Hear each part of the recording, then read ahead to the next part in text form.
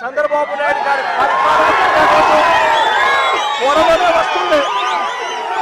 ప్రతి పోలీస్ అధికారికి కూడా చెప్తా ఉన్నా, మీ బట్టలు ఉడదీస్తామని చెప్పి ప్రతి పోలీస్ అధికారికి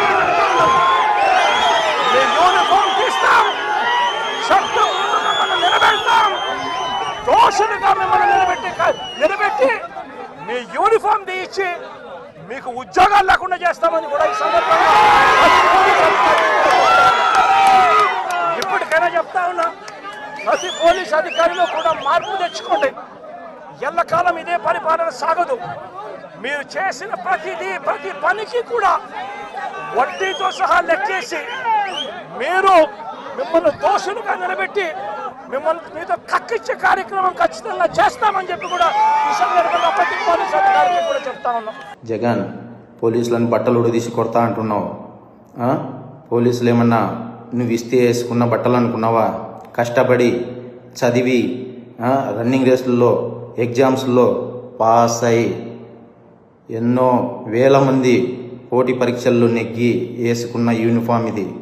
నువ్వెవడో వచ్చి ఉడదీస్తా అంటే ఉడదీయడానికి ఇదేమి అరటి తొక్క కాదు. మేము నిజాయితీగానే ప్రజల పక్షాన్ని నిలబడతాం, నిజాయితీగానే ఉద్యోగం చేస్తాం, నిజాయితీగానే చస్తాం, అంతే తప్ప అడ్డమైన దారులు తొక్కం. జాగ్రత్తగా మాట్లాడు.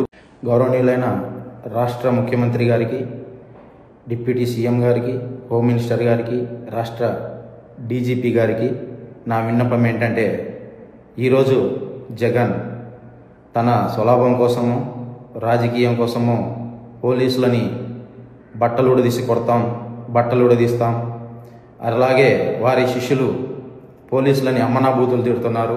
మా దగ్గర తుపాకులు ఉన్నాయి, మీ దగ్గర తుపాకులు ఉన్నాయి, రండి ఎవడడ్డం వస్తాడో అని రెచ్చగొడుతున్నారు. ఈ విధంగా రెచ్చగొట్టే పరిస్థితులు ఉత్పన్నమైనప్పుడు, లేదా కింది స్థాయి ఉద్యోగస్తులను భయపడిస్తున్నప్పుడు ప్రజాస్వామ్యం చాలా క్రిటికల్ పొజిషన్లో, ప్రజాస్వామ్యానికి ముప్పు వాటిల్లే పరిస్థితులు ఉన్నాయి. దయచేసి ఇటువంటి పరిస్థితుల నుంచి కింది స్థాయి ఉద్యోగస్తులకు భరోసా కల్పించండి. థ్యాంక్ యూ, ధన్యవాదాలు.